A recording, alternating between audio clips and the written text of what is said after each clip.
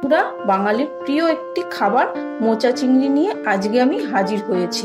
খুবই লোভনীয় আর টেস্টি, আর গরম ভাতের সাথে খেতে অতুলনীয়। আর বাড়িতে স্পেশাল ডিশ হিসাবে এই রেসিপিটা তোমরা করতে পারো। তাহলে চলো দেখে নিই এই রেসিপি কিভাবে বানাতে হয়।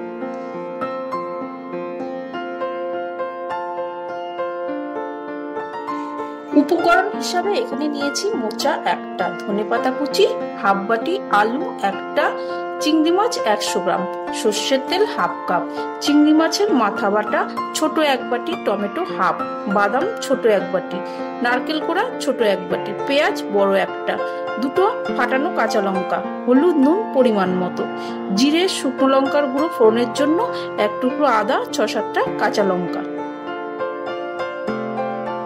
প্রথমে প্রেসারে কিছুটা জল দিয়ে সামান্য হলুদ দিলাম। এরপর কুচানো মোচা দিয়ে ঢাকনা বন্ধ করে 2 থেকে 3টে সিটি দিয়ে নামিয়ে নিলাম।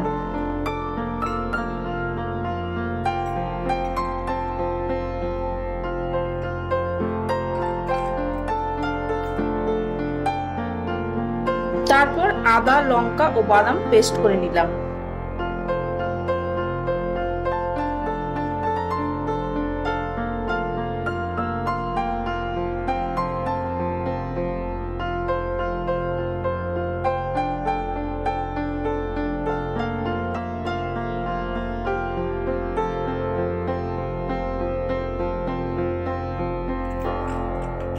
এরপর সেদ্ধ করা মোচা ছেঁকে ঠান্ডা করে চটকে নিলাম।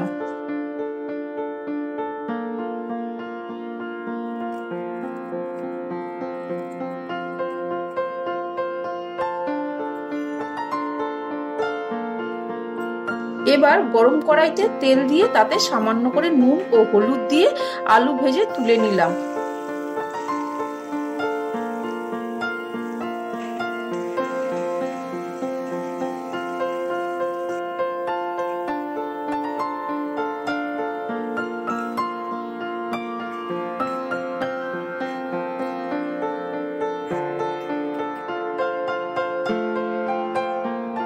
ওই তেলেই চিংড়ি মাছগুলো অল্প নুন দিয়ে হালকা ভেজে তুলে নিলাম।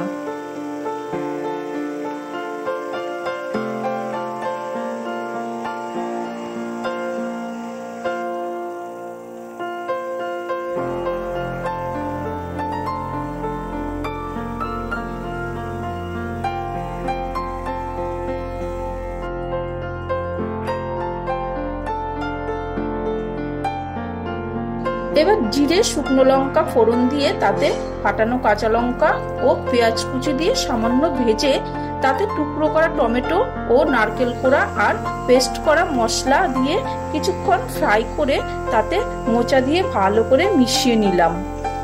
এরপর ভেজে রাখা আলু, চিংড়ি ও চিংড়ির মাথা বাটা দিয়ে ভালো করে মিশিয়ে নিলাম। তারপর পরিমাণ মতো নুন ও হলুদ দিয়ে নাড়িয়ে দিলাম। এবার 4 থেকে 5 মিনিট এদিক ওদিক করে নাড়িয়ে নিয়ে